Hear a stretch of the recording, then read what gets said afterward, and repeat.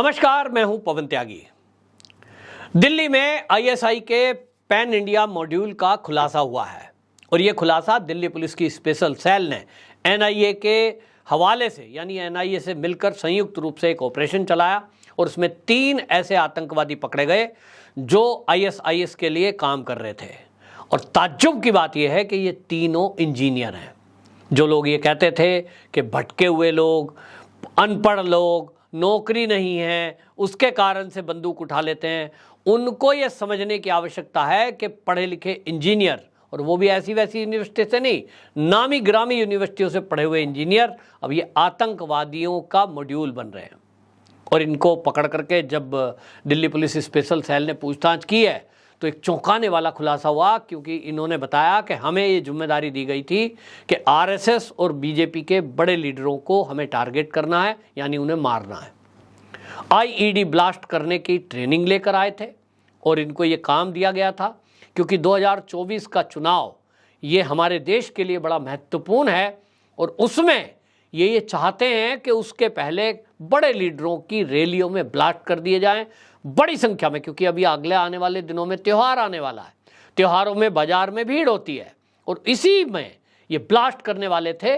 यहाँ तक कि नॉर्थ ईस्ट से अभी खबर लगी थी कि जिस तरह से एनआईए ने खुलासा किया, बाकायदा ये पता लगा कि जो बांग्लादेश है वहाँ से बड़ी संख्या में आतंकवादी ग्रुप अपने हथियार भेज रहे हैं। तस्करी से वो हथियार नॉर्थ ईस्ट में पहुँचाए जा रहे हैं और नॉर्थ ईस्ट में जो हिंसा हो रही है, जहाँ कुकी, मैतेई और नगा इनको आपस में झगड़ा करके दिखाया गया, वहाँ हो ये रहा है कि मैतेई तो ना तो हथियार रखता है, ना वो कहीं ड्रग की सप्लाई करते हैं, लेकिन जो कुकी हैं, जो नगा हैं, ये 2 ऐसे हैं जो बाकायदा वहाँ पर अफीम की खेती करना और म्यांमार से आए हुए अवैध हथियार इनके बल पर वहाँ तस्करी करते हैं और आपस का लड़ाई है इनकी। अब उस लड़ाई में ये चाहते हैं कि पहाड़ों पर इनका पूरी तरह कब्जा हो जाए। और इसी बीच जो दंगा फसाद हुआ, इसमें आतंकवादियों ने ये सोचा कि भाई पाकिस्तान के रास्ते अगर भारत में घुसते हैं तो वो पहचान कर ली जाती है और मार गिराए जाते हैं। इन्होंने अब ट्रैक चेंज कर दिया है। म्यांमार के जरिए हथियार आ रहे थे, तो अब इन्होंने म्यांमार के जरिए जो हथियार आ रहे थे वहाँ भी हमारी एजेंसियों ने रोक लगाई है, निगरानी रखनी शुरू कर दी। तो अब बांग्लादेश के जरिए आ रहे हैं और बांग्लादेश का रास्ता आप सुनते ही हैं, देश के अंदर कितनी घुसपैठ होती है। पहले वो पश्चिम बंगाल में आते हैं, पश्चिम बंगाल में आने के बाद उनके रहने खाने ठहरने की व्यवस्था होती है। बड़ी संख्या में घुसपैठ अभी तक पश्चिम बंगाल के रास्ते देश में हो चुकी है। एक अनुमान के अनुसार 5 करोड़ वो घुसपैठिए आ चुके हैं। इनमें ही कई ऐसे हैं जो आतंक की ट्रेनिंग लेते हैं और फिर उनको हथियार सौंप दिया जाता है और वो अभी फिलहाल नॉर्थ ईस्ट में वो हथियार पहुंचा रहे हैं।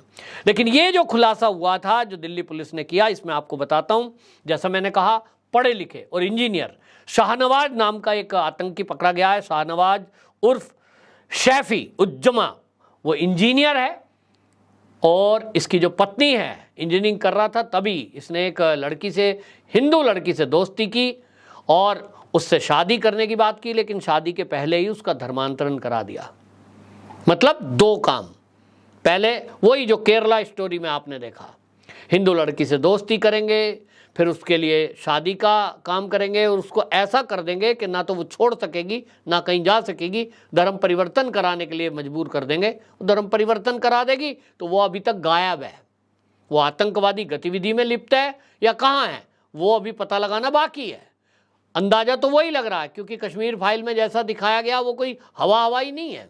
इसी तरह दूसरा पकड़ा गया मोहम्मद अरशद वारसी, ये झारखंड का रहने वाला है और आपको बता दूं अलीगढ़ यूनिवर्सिटी से मैकेनिकल इंजीनियरिंग में इनने पढ़ाई की है।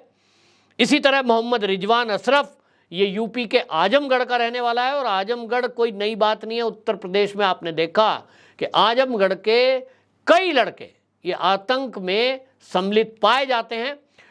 स्पेशल ट्रेनिंग चलती है ऑनलाइन और लोगों का ब्रेन वॉश किया जाता है, उनको इस बात के लिए तैयार किया जाता है, पैसों का ऑफर दिया जाता है, नहीं तो धर्म के नाम पर उनको फटने के लिए तैयार किया जाता है। और ये भी बीटेक इंजीनियर है।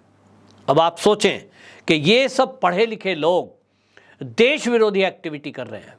अभी पिछले दिनों आपने देखा ना कि अब कश्मीर के अंदर जो सेना पर अटैक हुआ वो जो आतंकवादी थे, सवाल ये उठ रहा था कि ये आतंकवादी जिस तरह की खबर दे रहे थे, इन्होंने ट्रैप में फंसाया था सेना के जवानों को और एक घेर करके चारों तरफ से उन पर गोलियां बरसाई थी, जिसमें हमारे 4 सेना के जवान वीरगति को प्राप्त हुए थे, अफसर भी थे। तो बाद में जांच हुई, पता चला कौन था ऐसा जिसने ये गद्दारी की कि गलत न्यूज़ दी, जिस लोकेशन पर आतंकवादी थे उस पर ना भेजकर दूसरी लोकेशन पर भेजा। तो पता लगता है कि जम्मू कश्मीर पुलिस का एसपी रैंक का आईपीएस अधिकारी उसमें इन्वॉल्व था। अब आप सोचिए कहां किस पर विश्वास करोगे, कैसे विश्वास करोगे। और इसलिए हमारी एजेंसियां अलर्ट मोड पर हैं। एजेंसियों को एडवांस में ये बात तो पता लगी चुकी है कि 2024 के चुनाव के पहले बड़े पैमाने पर दंगा फसाद, इस तरह की उकसावपूर्ण कार्रवाई ये कर सकते हैं। आप देख रहे हैं कि आए दिन हम सुनते हैं कि वहाँ रेप कर दिया, यहाँ रेप कर दिया, और जितनी यात्राएं निकली, चाहे वो गणेश उत्सव की यात्रा हो, चाहे वो रामनवमी की यात्रा हो, चाहे वो कांवड़ यात्रा हो, आप देखें कि एक ट्रेंड चल गया है कि मुट्ठी भर लोग उस यात्रा पर पथराव कर देते हैं। अब आप सोचिए, कहीं तेजाब डाल दिया, कहीं पथराव कर दिया, क्यों भाई? क्योंकि उनका एक ही इरादा है कि जब हम ऐसा करेंगे तो हिंदू इसकी प्रतिक्रिया करेगा, और क्योंकि हिंदू इस देश में बहुसंख्यक है, जब कहीं धर्म के ऊपर बात आती है तो सब एकजुट होते हैं। उनकी मंशा यही है कि हिंदू इकट्ठे होकर हमला कर दें और बस हम अपना नैरेटिव चला दें, जो राहुल गांधी दुनिया में कहता घूमता है कि इस भारत के अंदर अल्पसंख्यकों पे हमले हो रहे हैं, अल्पसंख्यक असुरक्षित है। अब राहुल गांधी अमेरिका में कह तो आया, लेकिन यहाँ तो हमले हुए नहीं। यहाँ हमले उल्टे हैं कि नूह हो हरियाणा का, चाहे जो कहीं भी कोई यात्रा पे हमला हो, वो हो रहा है उस समाज से। यानी अल्पसंख्यक, जिसको राहुल गांधी ये सिद्ध करने में लगे थे कि वो भारत में असुरक्षित हैं, उनके ऊपर हमले हो रहे हैं। हो ये रहा है कि उल्टा हो रहा है कि वो अल्पसंख्यक हिंदू समाज पे हमला कर रहे हैं, और हिंदू समाज कोई प्रतिक्रिया नहीं कर रहा है। वो पुलिस के पास जाता है कि कानून अपना काम करेगा। तो राहुल गांधी का नैरेटिव फेल हो रहा है, और यही इनको बेचैनी है कि हम तो सेट करना चाहते थे, मोदी को बदनाम करना चाहते थे, नैरेटिव एक बिल्ड करना चाहते थे, वो तो हो नहीं रहा। तो क्या करें? उनको उकसाते रहते हैं, तुम हमला करो यात्राओं पर, ट्रेन की पटरी पर पटरी तोड़ दो, पत्थर बिछा दो, ट्रेन एक्सीडेंट करो, नौकरियों में लगे हुए हैं वहां गड़बड़ करेंगे। उड़ीसा का ट्रेन हादसे में खुलासा हुआ ना कि किस तरह से जानबूझकर वो एक्सीडेंट कराया गया था। सोचिए, एक आदमी के कारण कितने लोग मरे। किसी आतंकवादी घटना से कम है क्या? निश्चित रूप से नहीं। लेकिन देश का कानून ऐसा है कि इस तरह की घटना या बयानबाजी करके दंगा फसाद कराने वालों के खिलाफ कोई कार्रवाई आसानी से होती नहीं है। नहीं तो नूह दंगे में जिस तरह से कांग्रेस के एमएलए का नाम आया, मैं कह रहा हूं कि त्वरित कार्रवाई होती और कड़े कानून होते तो आज उसके खिलाफ पुख्ता सबूत जुटते और वो जेल में होता। और देश का एक बड़ा मुद्दा चुनाव का होना चाहिए। आज 4 राज्य में चुनाव है, और उन 4 राज्य में यह मुद्दा नहीं है कि कांग्रेस के एमएलए किस तरह से दंगे को भड़काने के लिए पीछे से उनको उकसाते हैं, क्योंकि कानून नहीं है, सजा नहीं होती है। तो कहते हैं साहब सजा तो हुई ही नहीं, ऐसे नाम तो एफआईआर में किसी का भी आ जाता है। और बात तो ठीक ही है, जब तक कोर्ट से किसी को सजा ना भूल जाए आप दोषी बोल नहीं सकते, आप पे मानहानि का केस कर देगा। और ये जो कानून है देश के, ये सजा देने में अक्षम तो नहीं है, लेकिन सालों लग जाएंगे। तब तक तो इस देश में 4 बार चुनाव हो लेगा।